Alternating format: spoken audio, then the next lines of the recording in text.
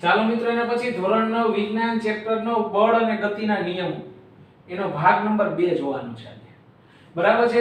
પ્રશ્ન નંબર 5, ન્યૂટનના ગતિનો પહેલો નિયમ લખો ને સમજાવો. મિત્રો, ન્યૂટન નામનો સર આઇઝેક ન્યૂટન નામનો વૈજ્ઞાનિક થઈ ગયો, બધાએ નામ સાંભળ્યું છે. સફરજનના ઝાડ નીચે બેઠો હતો ને સફરજન નીચે પડે તો શા માટે નીચે પડ્યો એવો વિચાર આવ્યો. આપણને એવો વિચાર ના આવે, વિચાર આવે વૈજ્ઞાનિક થાય. બરાબર છે. એટલા માટે ન્યૂટન નામનો વૈજ્ઞાનિક થઈ ગયો અને 3 નિયમ આપ્યા છે, પહેલો, બીજો અને ત્રીજો. ન્યૂટનના ગતિના 3 નિયમનો અભ્યાસ કરવાનો છે. જ્યાં સુધી અભ્યાસ કરશો ત્યાં સુધી આ ત્રણેય નિયમ આવવાના છે. બરાબર. સાયન્સ ની અંદર જાવ, ફેકલ્ટી ની અંદર તો પહેલા આપણે જોઈએ ન્યૂટનના ગતિનો પહેલો નિયમ લખો ને સમજાવો. પહેલો નિયમ શું છે તમને નિયમ હોય હંમેશા યાદ રાખવાનો, પણ આપણે એને સમજાવશું છે. જ્યાં સુધી બે પ્રકારના બળ શીખી ગયા, સંતુલિત બળ અને અસંતુલિત બળ. સંતુલિત બળનું પરિણામ બળ શું આવે તો કે શૂન્ય આવે અને અસંતુલિત બળનું પરિણામ શૂન્યતર હોય, શૂન્યથી વધારે. તો જ્યાં સુધી પદાર્થ પર નિયમ ઘણી રીતે આપી શકાય, પણ આપણે સહેલી રીતે આપી. જ્યાં સુધી પદાર્થ પર બાહ્ય અસંતુલિત બળ લગાડવામાં ના આવે, બાહ્ય અસંતુલિત બળ લગાડવામાં ન આવે ત્યાં સુધી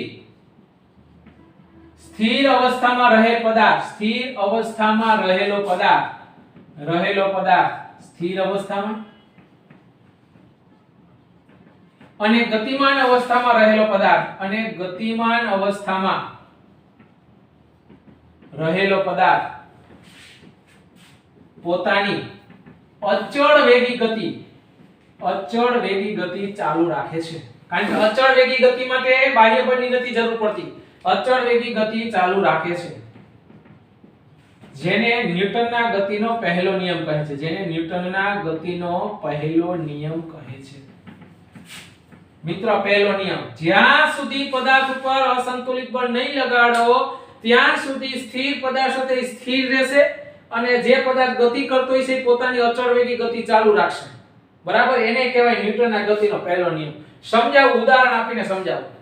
દાખલા તરીકે પહેલું ઉદાહરણ, સ્થિર ટેબલ પર સ્થિર અવસ્થામાં રહેલા પુસ્તક પર અસંતુલિત બળ ન લાગે ત્યાં સુધી તે સ્થિર રહેશે. મિત્રો, કોઈ ટેબલ ઉપર એક સ્થિર અવસ્થાની અંદર પુસ્તક પડ્યું હોય, તમે કઈ બળ ન લગાડો તો પુસ્તક સ્થિર ને સ્થિર રહેવાનું. એટલે એક સાબિત થઈ ગયું કે સ્થિર અવસ્થામાં રહેલી વસ્તુ પર બળ નહીં લગાડો ને તો એ સ્થિર અવસ્થામાં જ રહેશે. આ ઉદાહરણ દ્વારા સમજાવી શકો. એ જ રીતે બીજું, અચળ વેગી ગતિ કરતા પદાર્થ પર અસંતુલિત બળ લગાડવામાં ન આવે ત્યાં સુધી તે અચળ વેગી ગતિ ચાલુ રાખશે. મિત્રો, કોઈ પદાર્થ ગતિ કરતો હોય, લીસી સપાટી પર તમે કોઈ પદાર્થ અચળ વેગી ગતિ કરતો હોય કે પદાર્થ પર આગળ ને આગળ જશે. ક્યાં સુધી? જ્યાં સુધી એના પર બળ નહીં લગાડો. પણ હકીકતની અંદર એવી કોઈ હજી લીસી સપાટી શક્ય નથી બની કે પદાર્થ આપમેળે ગતિ કર્યા જ રાખે. અમુક સમય પછી બરાબર છે એનું ઘર્ષણ થાય અને અમુક પદાર્થ સ્થિર થઈ જશે. તો કૌંસમાં લખાય કે હજી ઘર્ષણ રહિત સપાટી હજુ શક્ય બની નથી. તેથી તેના પર ગતિ કરતો દડો, તેના પર અચળ વેગી ગતિ કરતો અથવા તો તેના ઉપર ગતિ કરતો દડો અમુક સમય પછી સ્થિર થશે. મિત્રો, બરાબર છે. આ ઘટના અશક્ય છે. ઘર્ષણ રહિત સપાટી શક્ય જ નથી કે ઘર્ષણ થાય જ નહીં. ઘર્ષણ રહિત સપાટી લીસી સપાટી હોય. હજી દુનિયામાં લીસી સપાટી એવી બની જ નથી કે બરાબર છે અને પદાર્થને ઘર્ષણ ન થાય. અમુક સમય તો એવો આવે જ કે પદાર્થ ઘર્ષણ થાય અને પદાર્થ સ્થિર થઈ જાય. તો મિત્રો, આ ન્યૂટનના ગતિનો પહેલો નિયમ બરાબર લખો અને સમજાવો. મોસ્ટ આઈએમપી પ્રશ્ન 5 ફેરબુકમાં કરવાનો છે. એના પછીનો પ્રશ્ન 6, ઝડપત્વ એટલે શું?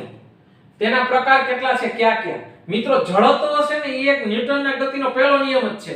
તો ન્યૂટનના ગતિનો પહેલો નિયમ એવો છે કે જ્યાં સુધી પદાર્થ ઉપર અસંતુલિત બળ ન લગાડો ત્યાં સુધી પદાર્થની સ્થિર અથવા ગતિમાન અવસ્થામાં કોઈ ફેર પડતો નથી, બરાબર, જેને જડત્વનો નિયમ કહેવાય અને ન્યૂટનના ગતિનો પહેલો નિયમ કહેવાય. તો બંને નિયમ એક જ છે મિત્રો. તો આ જડત્વ એટલે શું? તેમાં ન્યૂટનના ગતિનો પહેલો નિયમ જ લખવાનો. જ્યાં સુધી પદાર્થ પર બાહ્ય અસંતુલિત બળ લગાડવામાં ન આવે ત્યાં સુધી સ્થિર અવસ્થા કે ગતિમાન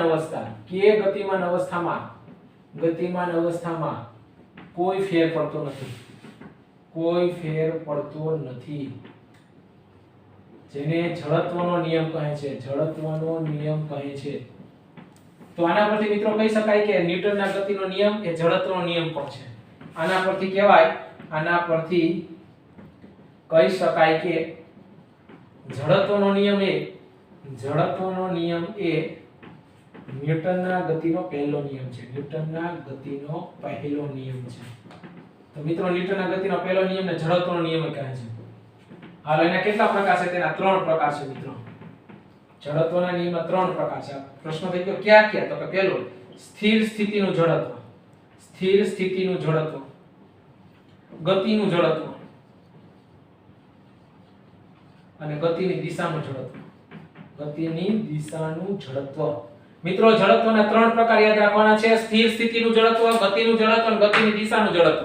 હવે આપણે ત્રણેય પ્રકાર સમજીએ એના પછીના પ્રશ્નમાં. તો પ્રશ્ન 6 ની અંદર આટલું તમારે લખીને પાકું કરવાનું છે. ચાલો એના પછી પ્રશ્ન 7 જડત્વના પ્રકારો યોગ્ય ઉદાહરણ દ્વારા સમજાવો. મિત્રો જડત્વના 3 પ્રકાર છે, આપણને ખબર છે. હવે એમાંથી હું પહેલો પ્રકાર ખાલી સમજાવું છું, કેમ લખવું તમારે લખવાનું છે. પહેલો પ્રકાર સ્થિર સ્થિતિનું જડત્વ. મિત્રો સ્થિર સ્થિતિનું જડત્વ એટલે હું તો કે જો પદાર્થ સ્થિર અવસ્થામાં હોય તો તેના પર અસંતુલિત બળ નહીં લાગે ને ત્યાં સુધી પદાર્થ સ્થિર રહેશે. જો સ્થિર અવસ્થામાં રહેલ પદાર્થ પર બાહ્ય બળ ન લાગે, અસંતુલિત બળ નહીં લાગે, ત્યાં સુધી તે સ્થિર રહેશે. મિત્રો આને કહેવાય સ્થિર સ્થિતિનું જડત્વ. એક યોગ્ય ઉદાહરણ હું બોલું છું, તમારે લખવાનું છે, બરાબર. દાખલા તરીકે તમે બસ સ્થિર છે, તમે બસમાં બેઠા છો અને બસ સ્થિર અવસ્થામાં છે, બંધ છે, બસ સ્થિર છે. તો મિત્રો તમે પણ સ્થિર જ હશો. હવે જો અચાનક બસ ચાલુ કરવામાં આવે, બસ ચાલુ થાય તો બરાબર છે, અચાનક બસ ચાલુ થશે તો શું થશે? તો કે તમે બસમાં ઊભા હોય તો તમારા પગ બસના સંપર્કમાં હશે. એને કારણે આપણા પગ છે ને ગતિમાં આવવાનો પ્રયત્ન કરશે, પણ આપણું શરીર ના પાડશે કે આપણે જે સ્થિતિમાં છે ને એ સ્થિતિમાં રહ્યો. એટલા માટે બરાબર આપણું શરીર સ્થિર રહેશે અને આપણા પગ ગતિમાં આવવાનું કરશે એટલે આપણે પાછળની બાજુ નમી જશે. બરાબર, એને કહેવાય સ્થિર સ્થિતિનું જડત્વ. અચાનક બસ ચાલુ થાય તો બસના સંપર્કમાં રહેલ પગના તળિયા ગતિમાં આવે છે, પરંતુ આપણું શરીર સ્થિર રહેવાનું કરે છે. સ્થિર રહેવાનું કરે છે, જેને કારણે આપણે પાછળની બાજુ નમી જશે. જેને કારણે બસ અચાનક ચાલુ થતા આપણે પાછળની તરફ નમી જાય છે. મિત્રો તમે કોઈ બસમાં બેઠા હોય ને બસમાં આ રીતે તમારે ઊભું રહેવાનું, બરાબર. બસ સ્થિર છે, તમે સ્થિર હશો, બરાબર. હવે બસ અચાનક આમ ચાલુ કરશે તો આપણા પગ છે ને એ બરાબર ગતિમાં આવવાનો પ્રયત્ન કરશે, પણ આપણું ઉપરનું જે શરીર છે ને ના પાડશે. એને કારણે શું થશે? આપણે પાછળની બાજુ નમી જશે. આને કહેવાય મિત્રો સ્થિર સ્થિતિનું જડત્વ. એવું જ બીજું જોઈએ ગતિનું જડત્વ. મિત્રો જો પદાર્થ ગતિ કરતો હોય, જો પદાર્થ અચળ વેગી ગતિ કરતો હોય, જો પદાર્થ સુરેખ પથ પર ગતિ કરતો હોય અને તેના પર અસંતુલિત બળ ન લાગે ત્યાં સુધી તે ગતિ કરશે. મિત્રો આને ગતિનું જડત્વ કહેવાય. જ્યાં સુધી તેના ઉપર બરાબર કઈ ન લાગે ત્યાં સુધી ગતિ કરતો. દાખલા તરીકે બરાબર છે, બસ ગતિ કરે છે, બસ ગતિ કરે છે, આપણે બસમાં ઊભા છીએ, આપણે બસમાં ઊભા છીએ, આપણે પણ ગતિમાં હશી, આપણે પણ તેથી ગતિમાં હશી, તેથી ગતિમાં હશી. મિત્રો આપણે પણ ગતિમાં હોય, બરાબર, બસ એ ગતિમાં છે. હવે બસ જો એના પર અસંતુલિત બળ ન લાગે ત્યાં સુધી આપણે ગતિમાં જ રહેવાના. પણ હવે જો તેના ઉપર અસંતુલિત બળ લગાડવામાં આવે, અચાનક બ્રેક લગાડવામાં આવે તો શું થાય? તો કે અચાનક બ્રેક લગાડવામાં આવે ને તો આપણા પગ છે ને બસના સંપર્કમાં હોય, એને કારણે આપણે સ્થિર રહેવાનો પ્રયત્ન કરશે, આપણા પગ સ્થિર થશે, પણ આપણું ઉપરનું શરીર છે ને એ ગતિમાં હતું ને એટલે આપણે ગતિમાં રહેવાનો પ્રયત્ન કરશે, એને કારણે આપણે આગળની બાજુ નમી જશે. તો જો બસનો ડ્રાઈવર અચાનક બ્રેક મારે, અચાનક બ્રેક મારે તો શું થાય? અચાનક બ્રેક મારે તો પગના તળિયા સ્થિર થાય, પગના તળિયા સ્થિર થશે, પરંતુ શરીર ગતિમાં જ રહેશે, પરંતુ શરીર ગતિમાન અવસ્થામાં જ રહેશે, ગતિમાન અવસ્થા જાળવી રાખશે, અવસ્થામાં રહેવાનો પ્રયત્ન કરે છે, રહેવાનો પ્રયત્ન કરે છે. તેથી શું થાય મિત્રો? તો કે તેથી આપણે આગળની તરફ નમી જશે, તેથી આગળની તરફ નમી જાય છે. તો મિત્રો તમે અનુભવ કર્યો હોય તો ખબર પડે, બરાબર ઊભા હોય ને બસ ચાલુ હોય અને જો બસનો ડ્રાઈવર અચાનક બ્રેક મારશે તો આપણે ક્યાં જાસી? આગળની બાજુ. બસમાં ન બેઠા તો મોટર કારની અંદર તમે સીટ ઉપર બેઠા હોય આરામથી, બરાબર ગાડી જાય છે અને જો બરાબર છે મોટર કારને અચાનક બ્રેક લગાડવામાં આવે તો તમે કઈ બાજુ નમી જાવ છો? તો કે તમે આગળની બાજુ નમી જાશો. શા માટે? તો કે આપણું શરીર ગતિમાં રહેવાનો પ્રયત્ન કરશે એટલે આપણે આગળની તરફ નમી જઈશું. આગળ બોનેટ આવે અને બોનેટ આવે બરાબર તો આપણું માથું બોનેટની અંદર ભટકાઈ જાય તો મૃત્યુ થવાની સંભાવના રહે, એટલા માટે સુરક્ષા બેલ્ટ આવે છે. એ સુરક્ષા બેલ્ટ જો બાંધેલો હોય તો આપણે આગળની તરફ નમવાનો પ્રયત્ન કરશી, પણ સુરક્ષા બેલ્ટ છે ને બોનેટને અડવા દેશે નહીં, એટલા માટે સુરક્ષા બેલ્ટ રાખવો જોઈએ, બરાબર રાખવામાં આવે છે. અને જ્યારે ગાડીમાં આગળની સીટ ઉપર બેસીએ ત્યારે હંમેશા ડ્રાઈવરે અને બાજુમાં બેઠેલા વ્યક્તિએ સુરક્ષા બેલ્ટ પહેરવો જોઈએ. આ વૈજ્ઞાનિક કારણ તરીકે પૂછી શકાય. હવે એના પછી ત્રીજો પ્રકાર જોઈએ, ગતિની દિશાનું જડત્વ. હવે ગતિની દિશાનું જડત્વ. મિત્રો હવે તમે મોટર કારની અંદર બરાબર છે બેઠા છો અને મોટર બરાબર ગતિમાં છે, તમે પણ ગતિમાં છો, પણ જો ડ્રાઈવર અચાનક ગતિની દિશા બદલાવશે, જે દિશા બદલાવશે ને એ દિશામાં તમે વળી જશો. આવું તમે અનુભવ કર્યો છે? દાખલા તરીકે તમે ગાડી લઈને જાવ છો, બરાબર છે, અને જો ડ્રાઈવર અચાનક બરાબર ગતિની દિશામાં ફેરફાર કરે તો બરાબર આપણા પગ છે ને બરાબર છે એ દિશામાં જવાનો પ્રયત્ન કરશે, પણ આપણું શરીર છે ને એ ના પાડશે. એટલે બરાબર છે અચાનક જો બરાબર છે ગતિની દિશા બદલવામાં આવે તો આપણું શરીર તે બાજુ નમી જાય છે. તો મિત્રો જ્યાં સુધી અસંતુલિત બળ ન લાગે ત્યાં સુધી એમ નમી, પણ જો અસંતુલિત બળ લાગ્યું એટલે આપણી દિશા શું થઈ ગઈ? બદલી ગઈ. જો જમણી બાજુ પર ડ્રાઈવર અકવાળ મારે તો આપણે જમણી બાજુ નમી જશે, નકર ડાબી બાજુ નમી જશે. તો આવો મિત્રો તમે અનુભવ કરેલો છે. તો આ રીતે મિત્રો બરાબર છે ઝડપના ઉદાહરણ મૌલિકતાથી આ પ્રશ્ન લખવાનો છે. 3 ઉદાહરણ છે, સ્થિર સ્થિતિનું, ગતિનું અને ગતિની દિશાનું ઝડપ. તો આ રીતે આપણે યોગ્ય ઉદાહરણ દ્વારા પ્રશ્ન ફેસબુકમાં લખવાનો છે. ચાલો પ્રશ્ન 9, રકાબીમાં ચાનો કપ રાખવા માટે ગોળ ખાંચો કેમ આપવામાં આવે છે? મિત્રો તમે રકાબી જોઈ છે, ગોળ ખાંચો હશે ને, ગોળ ખાંચામાં કપ રાખવાનો હોય છે. શા માટે ગોળ ખાંચો રાખવામાં આવે? તો એનું વૈજ્ઞાનિક કારણ છે. બરાબર કહી શકાય કે રકાબી અને ચાનો કપ એવા દ્રવ્યમાંથી બનાવેલા હોય છે, એવા દ્રવ્યોમાંથી બનેલા હોય છે કે તેની બાહ્ય સપાટી મહદ અંશે લીસી હોય છે. મિત્રો તમે આ બે કાચ અને રકાબી એવા દ્રવ્યમાંથી બનાવવામાં આવેલા કે એની બહારની સપાટીને લીસી હોય. જો રકાબીમાં ચાનો કપ રાખવા માટે ગોળ ખાંચો ન આપવામાં આવે તો ધક્કો લાગવાથી કપ રકાબીમાં ડગુમગુ થઈને પડી જાય છે. મિત્રો તમે આવો અનુભવ કર્યો છે? જો માનો કે હાવ કપમાં ખાડો ન હોય, ઓલા ચા રકાબીની અંદર કપ રાખે કોઈ પાછળથી આપણે ધક્કો મારે તો કપ હલબલી જાય, ડગુમગુ થઈ જાય અને ચા ઢોળાઈ જાય. એટલા માટે બરાબર ધક્કો લાગવાથી પણ ચાનો કપ ડગુમગુ થઈને થઈને પડી ન જાય તે માટે રકાબીમાં ગોળ ખાંચો રાખવામાં આવે છે. રકાબીમાં ગોળ ખાંચો રાખવામાં આવે છે.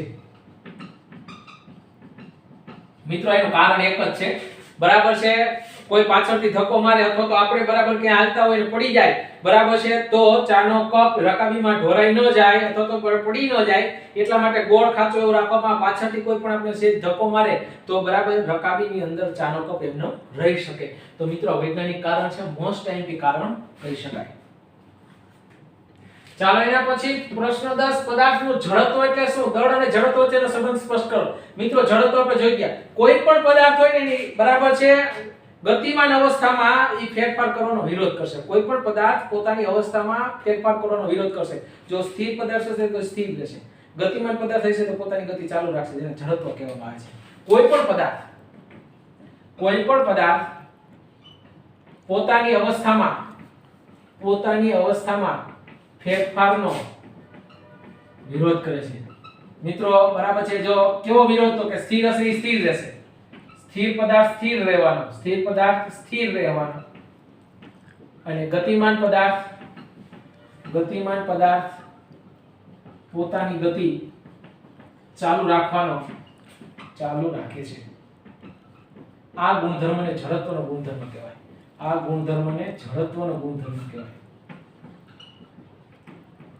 ક્યાં સુધી આવું મિત્રો? જ્યાં સુધી એના પર અસંતુલિત બળ ન લાગે ને ત્યાં સુધી પોતાની અવસ્થાનો ફેરફારનો વિરોધ કરશે.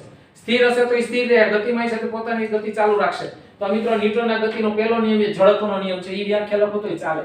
હવે દળ અને જડત્વ વચ્ચે શું સંબંધ છે એ આપણે સ્પષ્ટીકરણ કરીએ મિત્રો. હવે મારી પાસે એક ખાલી બોક્સ છે, અને એક પુસ્તકથી ભરેલ બોક્સ. તમારી રીતે ઉદાહરણ આપવાના છે. પુસ્તકથી ભરેલ બોક્સ ને ધક્કો મારતા મિત્રો બે બોક્સને ધક્કો મારતા દૂર સુધી કયો બોક્સ જશે? તો કે દૂર સુધી ખાલી બોક્સ જશે. ધક્કો મારતા દૂર સુધી ખાલી બોક્સ જશે. હું કામે મિત્રો? કારણ કે એનું દળ ઓછું છે.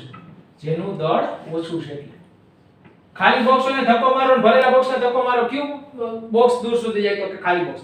હું કામે? એનું દળ ઓછું છે એટલે. દળ ઓછું હોય ને એટલે બરાબર શું થાય? આપણે આગળ કેસી હમણાં એવું એક બીજું ઉદાહરણ. ફૂટબોલને કિક મારતા દૂર સુધી જાય છે. હવે તેવડા જ ફૂટબોલ જેવડા જ પથ્થરને તમે કિક મારો. ફૂટબોલ જેવડા પથ્થરને કિક મારતા દૂર જશે નહીં. મિત્રો આવડો ફૂટબોલ હોય ને તમે પગેથી કિક મારો દૂર સુધી જાય, પણ આવડો પથ્થર લઈ લો ને કિક મારો તો શું થાય? બરાબર છે, પગ ભાંગી જાય, બરાબર દૂર સુધી ન જાય. શું કામ? ફૂટબોલનું દળ ઓછું હતું એટલે. એ જ રીતે મિત્રો સાયકલ અને ટ્રેનને ધક્કો મારતા સાયકલ દૂર જાય છે. ટ્રેનને અસર ન થાય. હું કામ? તો કે સાયકલનું દળ ઓછું છે એટલા માટે. એ જ રીતે એક ટેનિસનો દડો છે અને એક પર લેધરનો દડો છે. ટેનિસનો દડો અને લેધરના દડાને બેટ વડે ફટકારતા દૂર સુધી કોણ જશે? તો કે દૂર સુધી ટ્રેન, બરાબર છે, દૂર સુધી ટેનિસનો દડો જાય છે. હું કામ? તો એનું કારણ એક જ, કારણ કે એનું દળ ઓછું છે. બરાબર છે. તો આ 4-5 કારણો ઉપરથી આપણે સ્પષ્ટીકરણ એવું થાય, બરાબર છે. આવા કારણ પરથી કહી શકાય કે ટૂંકમાં જ કહીએ શું સંબંધ છે? આના ઉપરથી કહી શકાય કે દળ જેનું ઓછું તેનું જડત્વ ઓછું, અને દળ જેનું વધુ તેનું જડત્વ વધુ. દળ જેનું ઓછું ને એનું જડત્વ ઓછું, દળ જેનું વધુ ને એનું જડત્વ વધુ. તો મિત્રો બરાબર છે, આના પરથી આ એક સાબિત થઈ ગયું. દળ અને જડત્વ વચ્ચેનો સંબંધ બરાબર છે, આ સાબિત થાય કે જડત્વ છે ને એ ફેરફાર, બરાબર છે. તો કોનું? તો કે જેનું દળ ઓછું હશે ને એનું જડત્વ ઓછું હશે એટલે એમાં ફેરફાર થશે. બરાબર, જેનું દળ વધારે હશે ને એનું જડત્વ વધારે હશે એટલે એમાં ફેરફાર થશે નહીં. તો કયો પદાર્થ વધારે આગળ જઈ શકે? જડત્વ ઓછું હોય કે જડત્વ વધારે હોય? તો આના પરથી એ કહી શકાય જેનું જડત્વ ઓછું હોય, જેનું જડત્વ ઓછું એટલે આપણી ભાષામાં દળ ઓછું, જેનું જડત્વ ઓછું તે દૂર સુધી જાય, દૂર સુધી જાય. અને જેનું જડત્વ વધારે એટલે આપણી ભાષામાં દળ વધારે, જેનું જડત્વ વધારે તે દૂર સુધી નહીં જાય, દૂર સુધી ન જાય. બરાબર છે. સ્થાનમાં ફેરફાર ઓછો થાય. કોના સ્થાનમાં ફેરફાર થાય? તો કે જેનું જડત્વ ઓછું ને એના સ્થાનમાં ફેરફાર થાય. કેના સ્થાનમાં ફેરફાર ન થાય? તો કે જેનું જડત્વ વધારે હોય ને એના સ્થાનમાં ફેરફાર નહીં થાય. તો મિત્રો આ રીતે તમારી રીતે ઉદાહરણ આપી અને સમજાવવાનો છે. તો મોસ્ટ આઈપી 10મો પ્રશ્ન